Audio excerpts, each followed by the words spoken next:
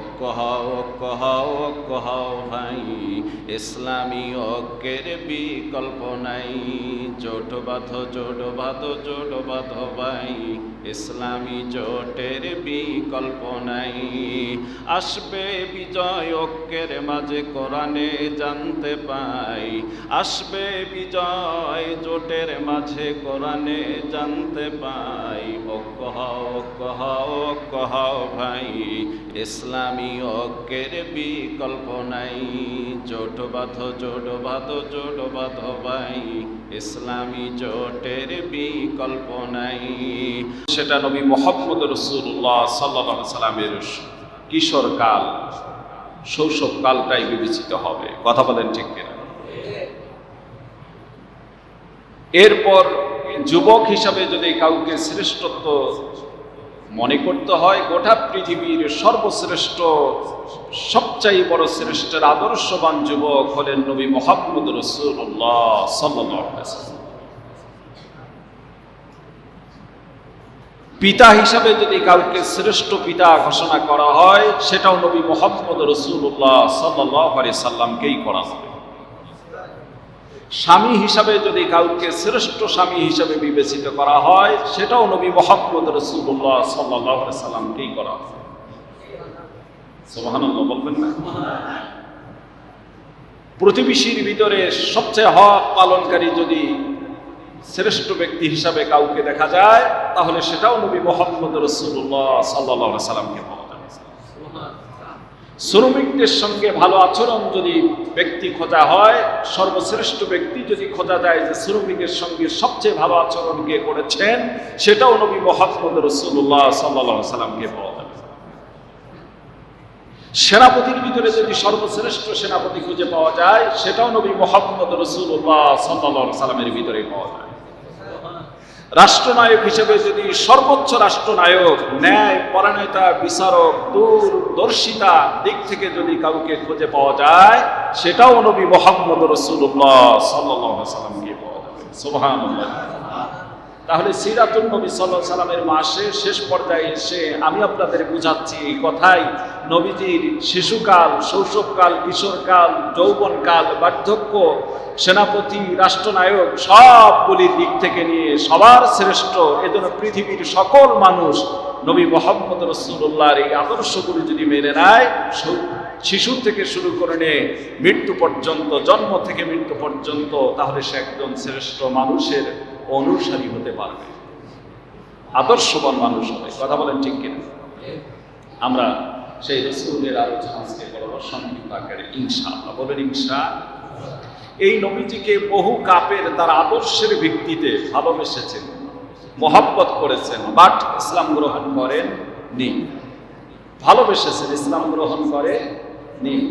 এর ভিতরে তার আপন চাচাও অনেক আছে, প্রতিবেশী আছে, বাইরের লোক আছে। কথা বলেন না কেন? এমন একজন ব্যক্তির কথা আজকে আপনাদেরকে শোনাবো, কলিজা ঠান্ডা হয়ে যাবে। এ মুসলমান ভাইরা আমার,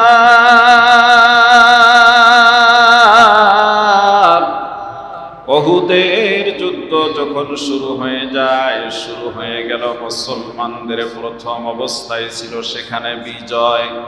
কিন্তু এক পর্যায়ে উহুদের যুদ্ধে মুসলমানরা যখন পরাজয় বরণ করে ফেলতেছিল, এমনকি কাফেররা তামাম মদিনার অলিতে গলিতে কথা ছড়িয়ে ফেলে দিয়েছে, কুতিলা মুহাম্মদ,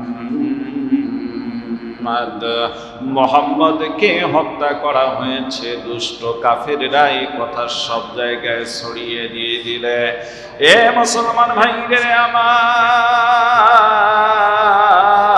কিতাবের ভিতরে এসেছে মদিনার বাইরের একজন লোক, আল্লাহর নবী যখন রাষ্ট্র শাসন করবেন, এই রাষ্ট্র শাসন করা যখন শুরু হয়ে গেল, এই লোকটা মদিনায় এসেছিল, মদিনার সুসুন্দর ছায়াতলে এসে, এই মদিনায় এসে লোকটি জমি কিনে বাড়ি ঘর করেছে, যে মদিনায় শুধু রহমতের নবী রহমাতুল লিল আলামিন এসে শান্তির হাওয়া বয়ে দিয়েছে।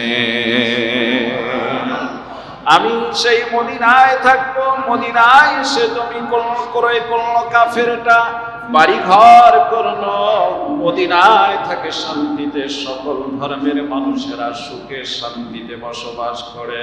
আমার ভাইরা, এই কাফের জানতে পারলো আমি যে মুহাম্মদকে ভালোবেসে মদিনায় এসেছি, যে মদিনায় এসে শান্তি খুঁজে পেয়েছি, সেই রহমতের নবী আমার ভালোবাসার মানুষটা আমি ইসলাম গ্রহণ না করলেও আজকে নাকি হত্যা হয়ে গেল। আজ কাফেররা তাকে কতল করে ফেলেছে, মদিনার অলিতে গলিতে শুনতে পাওয়া যায়। না না, আর বাড়িতে থাকবো না রে, তরবারি হাতে নিয়ে উহুদের প্রান্তের দিকে দৌড় দিয়েছে। আমার ভালোবাসার লোকটার রক্তের বদলা আমি আদায় করব।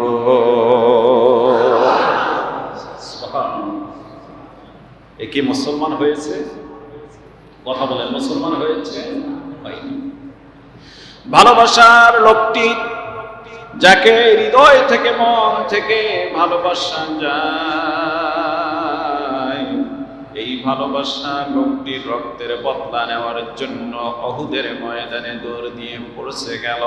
যাওয়ার পর দেখি নবী আমার বেঁচে আছেন, কিন্তু কঠিন রক্তাক্ত তরবারি নিয়ে আল্লাহর নবীর সামনে এসে হাজির হয়ে গেলে নবীজি জিজ্ঞাসা করলো, তুমি কেন যুদ্ধের ময়দানে, তুমি কেন এখানে এসেছ? লোকটি নবীজির সামনে রেখে বললেন, ইয়া রাসূলুল্লাহ, ইয়া হাবিবাল্লাহ, নবীজি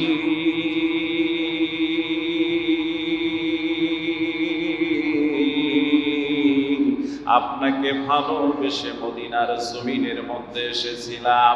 আজ যখন মদিনার অলিতে গলিতে শোনা যাচ্ছে রে কতিলা মুহাম্মদ, আমি চিন্তা করলাম এই ভালোবাসার মানুষটাকে যারা হত্যা করলো, আমি আর ঘরে থাকবো না, আমি মুসলমান না হতে পারি, যার হৃদয় থেকে ভালোবেসেছি রে, আমি তাকে আজকে হত্যা করার জন্য, তার মানে তার বদলা নেওয়ার জন্য উহুদের ময়দানে উপস্থিত হয়ে যাব।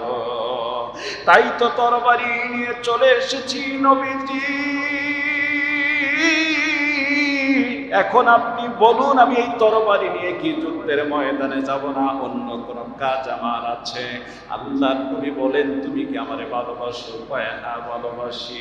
তাহলে তুমি কালিমা পড়তে পারবা কি, মুসলমান হতে পারবা কি? সে বলল, ইয়া রাসূলুল্লাহ, আমি প্রস্তুত, আমারে কালিমা পড়ায় দিন, লা ইলাহা ইল্লাল্লাহু মুহাম্মাদুর রাসূলুল্লাহ সাল্লাল্লাহু আলাইহি ওয়াসাল্লাম। আল্লাহর নবীর কাছে বিদায় নিয়ে তরবারিখানা হাতের মধ্যে নিয়ে যুদ্ধের ময়দানে ঝাঁপিয়ে পড়ল হাজারো কাফেরের ভিতরে। বীর বিক্রমশালী অবস্থায় ওই নতুন মুসলমান হওয়াটা, কাফের ব্যক্তিটা একটু আগেই যে ছিল কাফের, সে মুসলমান হয়ে যুদ্ধের ময়দানে হাজারো কাফেরকে আমার ভাইরা আক্রমণ করে ক্ষত বিক্ষত হয়ে আল্লাহর বান্দা শাহাদাত, শহীদের মর্যাদা লাভ করে ফেলল। কিছুক্ষণের মধ্যে খবর এসে একজন সাহাবী জানায় দিলেন, নবীজি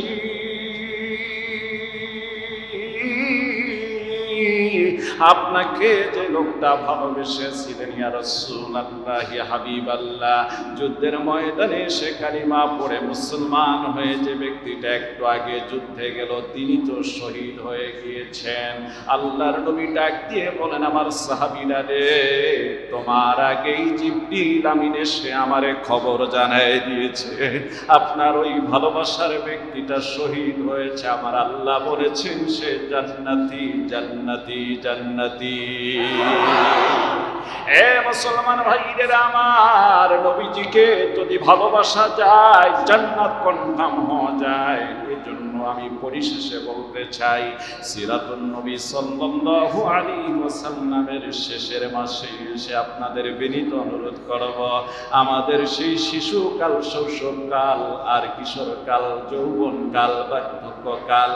আমরা যদি লক্ষ্য করি রাষ্ট্রদিক থেকে নিয়ে সেনাপতি, রাষ্ট্রপতি, আমার ভাইরা যাই বলি না কেন, সবগুলি যদি নবীর আদর্শ নিয়ে গড়ে উঠানো যায়, তাহলে ওই লোকটাই হলো খাঁটি মুমিন মুসলমান। পরিশেষে আপনাদেরকে বলতে চাই, মুসলমান ভাইদের আমার, আজকে যে কথাটা আপনাদেরকে দৃষ্টান্ত দিতে চাই, মদিনায় ইসলাম কায়েম হয়ে গেলে বাইরের লোকেরা এসে সেখানে জমি কিনে বাড়ি করলো শান্তিতে থাকার জন্য। আমিও আজকে বলতে চাই, খোদার কসম রে, যদি ইসলাম কায়েম হয়ে যায়, কোরআনের রাজ সমাজে চলে, তাহলে বাংলাদেশ থেকে হিন্দু পালাবে না, ভারতের হিন্দু এসে বাংলাদেশে বাড়ি ঘর করবে। ঠিক কিনা বলে? তারা আসবে, তাদের নিরাপত্তা ইসলাম দিবে। এই জন্য বলতে চাই,